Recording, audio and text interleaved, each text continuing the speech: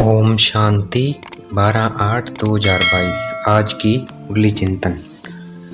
बाप का फरमान है, ते ही अभिमानी बनना है, पवित्र बनकर सबको पवित्र बनाना है और निश्चय बुद्धि बनना है, बाप से पूरा वर्षा लेना है।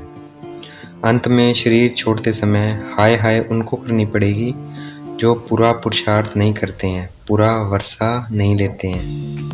इस समय अनेक प्रकार के लड़ाई झगड़े हैं और पार्टीशन इसलिए हैं क्योंकि अपने पिता को भूल गए हैं और पिता को सर्वव्यापी कह दिया है। आत्मा अविनाशी है, शरीर विनाशी है।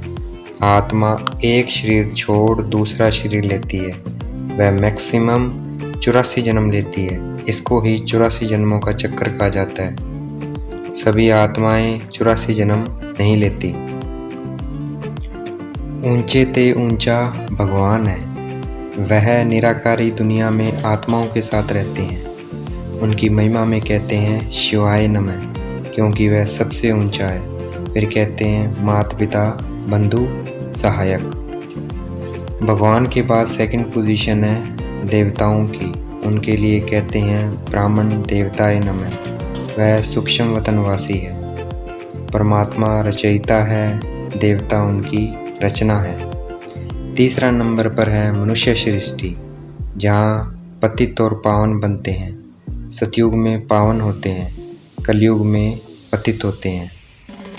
सतयुग में सर्वगुण संपन्न 16 कला संपूर्ण मनुष्य होते हैं, इसलिए उनको देवता कहते हैं।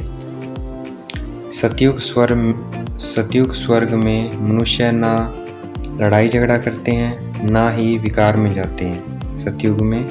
सतयुग स्वर्ग में मनुष्य ना लड़ाई झगड़ा करते हैं, ना विकार में जाते हैं, इसलिए उनको संपूर्ण निर्विकारी कहते हैं। विकारी मनुष्य उनकी महिमा में गाते भी हैं, आप सर्वगुण संपन्न, हम नीच पापी हैं।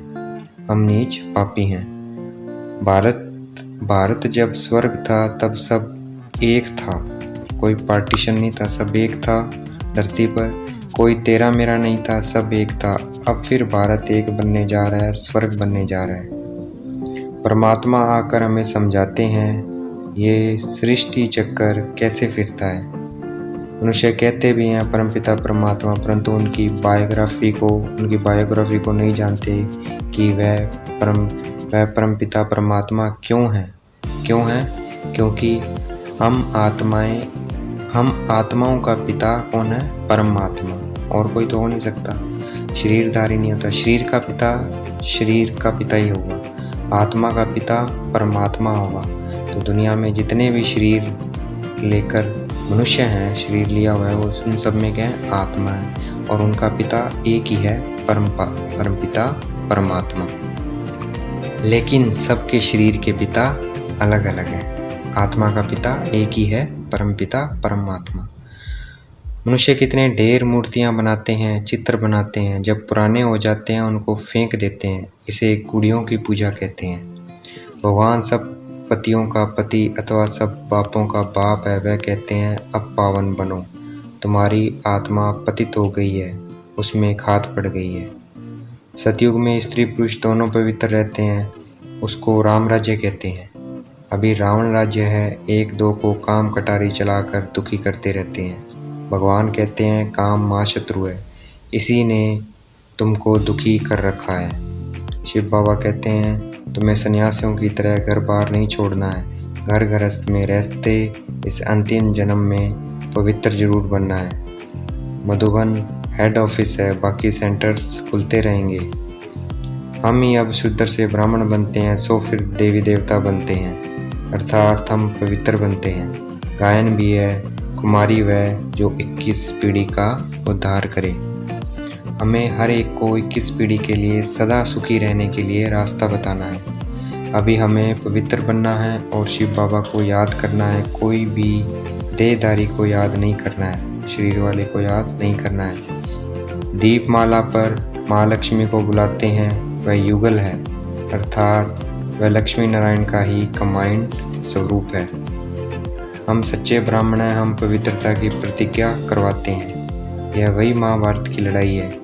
इस लड़ाई के बाद बहुत कम लोग बचेंगे। भारत अविनाशी खंड है, बाकी सब खंड खत्म हो जाएंगे, सबका विनाश हो जाएगा। हम ही पूज्य थे, फिर हम ही पुजारी बनते हैं, अब फिर पूज्य बन रहे हैं। पावन राजाएं भी थे, पतित राजाएं भी थे, पावन राजाएं भी थे और पतित राजाएं भी थे। अब कोई राजा नहीं है, प्रजा का प्रजा पर राज्य है। हम मुख्य वंशावली हैं, ईश्वर का परिवार हैं। अब हमें ईश्वर को याद करते रहना है। अभी हम अमरनाथ द्वारा अमर कथा सुनकर अमर बन रहे हैं। अभी हम अमरनाथ द्वारा अमर कथा सुनकर अमर बन रहे हैं। आज की मुरली का वरदान। मास्टर स्नेह के सागर बन, घृणा भाव को समाप्त करने वाले नॉलेजफुल भाव। मास्टर स्नेह के सागर बन, घृणा भाव को समाप्त करने वाले नॉलेजफुल भाव। आज की मुरली का स्लोगन। अधों को समाप्त कर बेहद की दृष्टि और वृत्ति को अपनाना ही यूनिटी का आधार है। अधों को समाप्त कर बेहद की सृष्टि और वृत्ति को अपनाना ही यूनिटी का आधार है। अच्छा, ओम शांति। शुक्रिया मेरे बाबा, शुक्रिया।